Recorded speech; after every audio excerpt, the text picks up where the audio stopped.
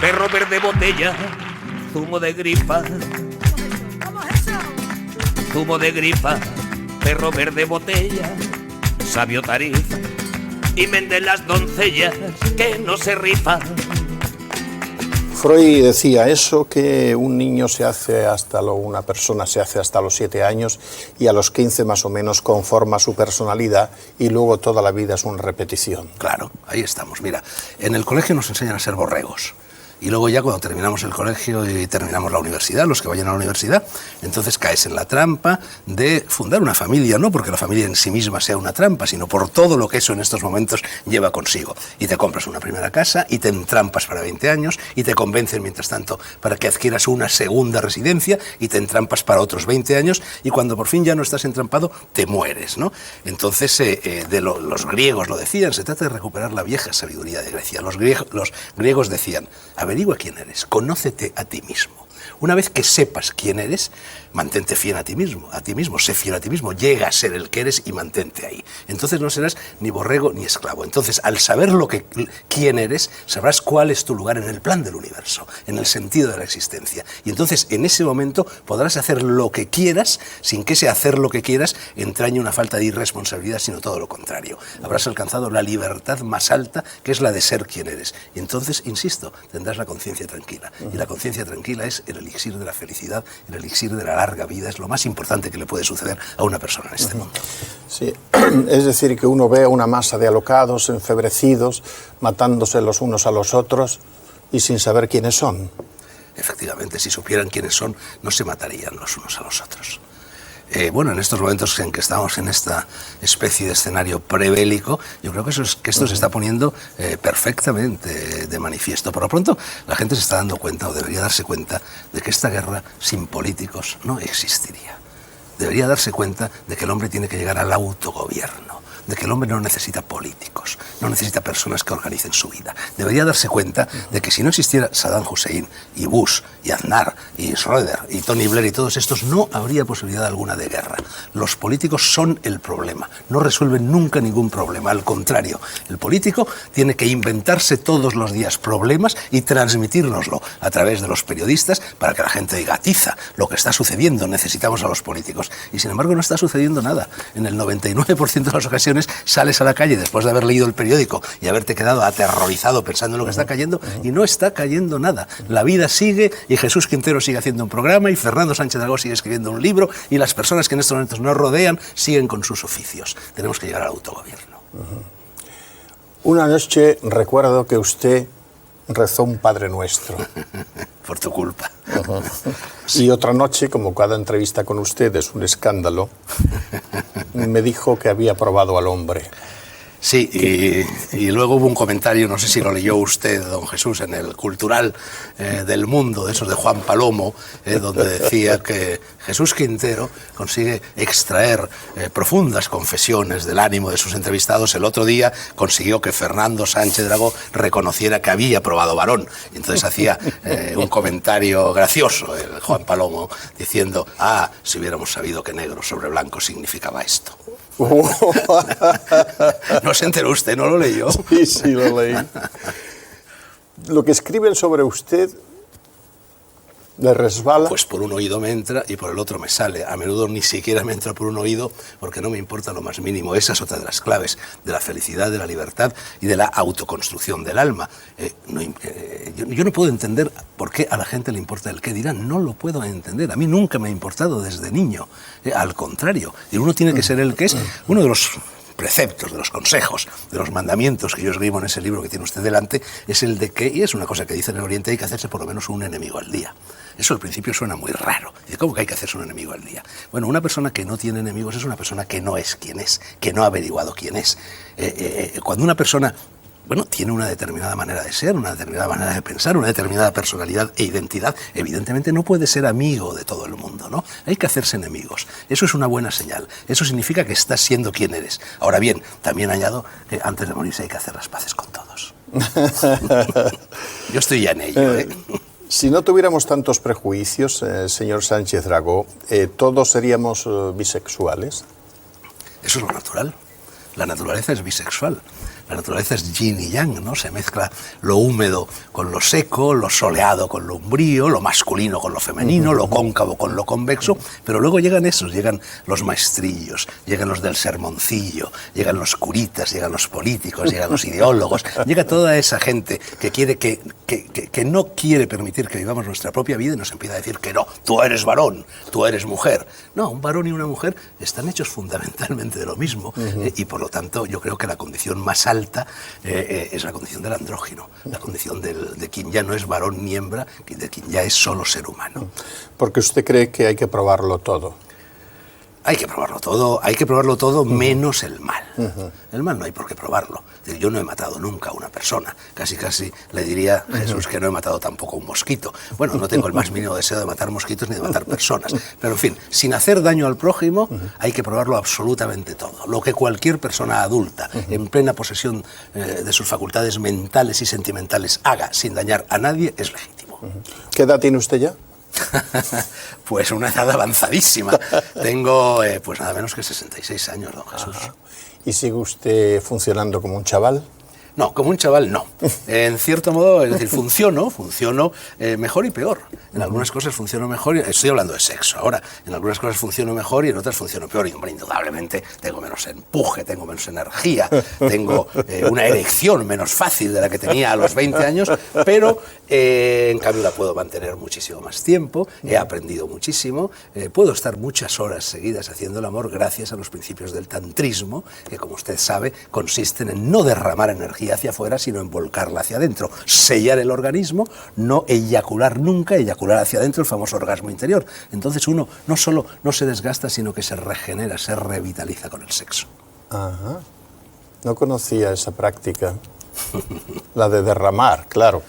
En el amor, la mujer puede y debe correrse cuantas veces quiera, y una mujer es casi infinita en su poderío de orgasmo. Y en cambio, el varón tiene que, si lo consigue, no correrse nunca. Los grandes maestros de la India no eyaculan jamás. Algunos de ellos no han eyaculado nunca. Y además es que eso, sorprendentemente, da mucho más gusto. Cuando uno aprende el orgasmo interior, cuando uno consigue que el bindu, como se dice en sánscrito, como lo llaman en la India, en lugar de salir hacia afuera y perderse, vaya trepando de chakra en chakra, de víscera en víscera, de vena en vena, y al final te golpea aquí, en el chakra superior, el de la coronilla, que es por donde entra y sale el alma, que es por donde estamos unidos con el macrocosmos. Bueno, eso es la iluminación, eso es el satori, eso es la dicha, la felicidad. También hay calambre, ¿no? Bueno, más que calambre hay una especie de gran tormenta, Big Bang, hay Big Bang. Hay Big Bang.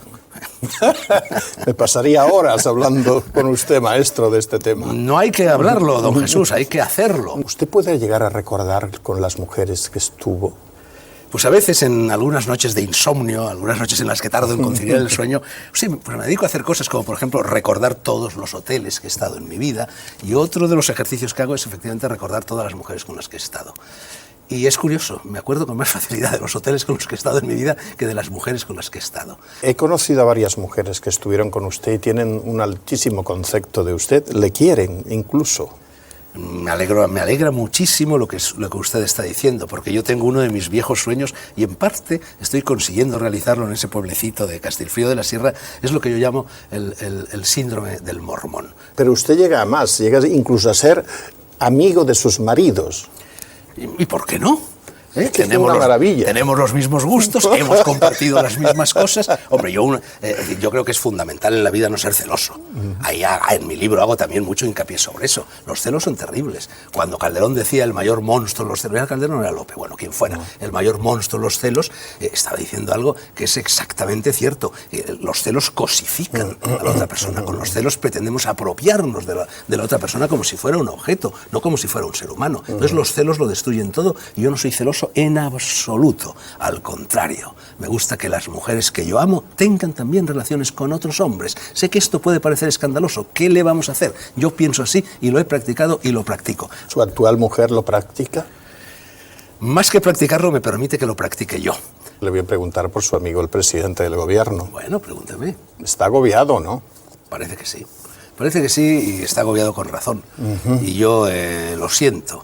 Y yo estuve pensando hace 2 o 3 meses, luego no lo hice, en ponerle una notita diciéndole: mi querido José María, tú sabrás lo que haces, tú eres una persona testaruda, tú eres una persona, en fin, que no sueles torcerte, apartarte del camino que te has trazado, pero te estás equivocando gravemente, tanto desde el punto de vista de la estrategia política, de la estrategia electoral, como desde el punto de vista de la ética en general, al apoyar la intervención armada de los Estados Unidos en el Golfo. Yo no sé, parece ser como si estar en la Moncloa verdaderamente terminara por cegar a la gente. Pero yo recuerdo los últimos años de Felipe González fueron muy distintos. Había un Felipe González muy distinto al de los primeros años, y quizá con Aznar está pasando algo parecido, y lo siento porque es un amigo mío y va a seguir siendo amigo mío. La amistad para mí está por encima, en fin, de cualquier tipo de divergencia ideológica. Pero yo creo que lo que hizo con el decretazo, comerse el decretazo, fue un gravísimo error. El decretazo estará bien o estará mal. Yo no me meto en esas cosas, es un terreno económico del cual yo sé muy poco, pero si tú tienes una mayoría absoluta y crees que lo que se llamó el decretazo era lo que le convenía a la economía española para salir adelante, aplícalo, no te arrugues porque los sindicatos o quien sea se echa a la calle. Primer error. Luego, segundo error clamoroso, esto de apoyar a priori a Bush. Y luego yo creo que es también un error el no haber nombrado todavía candidato, porque claro, en estos momentos Zapatero se opone a un fantasma, y yo creo que cualquier persona de carne y hueso recoge más votos que un fantasma. Así que, en fin, no comprendo lo que le pasa a José María, la verdad. De todas maneras, bueno, se dice que rectificar es de sabios, ¿no? Esperemos que rectifique. Yo creo que se está produciendo en estos momentos, no ya en España, en el mundo entero, algo importantísimo, algo que verdaderamente nos puede aproximar a la verdadera democracia, la voz de la calle. La voz de las buenas gentes, que probablemente, eso espero al menos, van a conseguir parar esta guerra que todavía no ha empezado. Es que es pasmoso, Jesús, que se nos hable de que estamos todos viviendo en una democracia, cuando en estos momentos la opinión pública mundial, mayoritariamente el 80, el 90, el 95%, y esto se sabe, esto consta, está contra la guerra. Y a pesar de eso, los líderes de países como Inglaterra, como Alemania, como Francia, como España, como Italia, como los Estados Unidos, siguen empeñados en hacer una guerra. Oye, un político no está ahí para hacer de su capa un ensayo. Un político, si de verdad es un político democrático, tiene que respetar en todo momento la voz del pueblo, acudiendo, si es preciso, de vez en cuando al referéndum. Yo estoy de acuerdo con Llamazares cuando dice que este es un buen momento para convocar un referéndum. Que sepamos de verdad lo que la gente quiere, bueno, ya lo sabemos respecto a la guerra. Sí. Además, esto de la guerra preventiva. Lo de la guerra preventiva es un concepto moralmente monstruoso.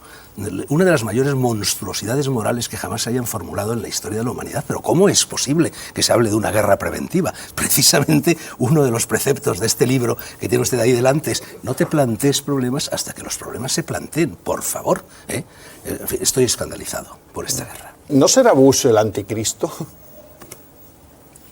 Otra de las cosas que yo digo ahí es que todos los presidentes de Estados Unidos, desde Roosevelt en adelante, han sido y serán criminales de guerra. No sé si son o no son anticristos, pero desde luego son criminales de guerra. Y además esto es particularmente lamentable cuando los 5 primeros presidentes de los Estados Unidos fueron todo lo contrario. Nos trajeron libertad, nos trajeron democracia, nos trajeron dignidad, nos trajeron espíritu de concordia. Cómo todo eso ha derivado hacia este monstruoso imperio que nos va a conducir al desastre si no les paramos los pies. Es una de las grandes incógnitas y de las grandes tragedias de la historia contemporánea.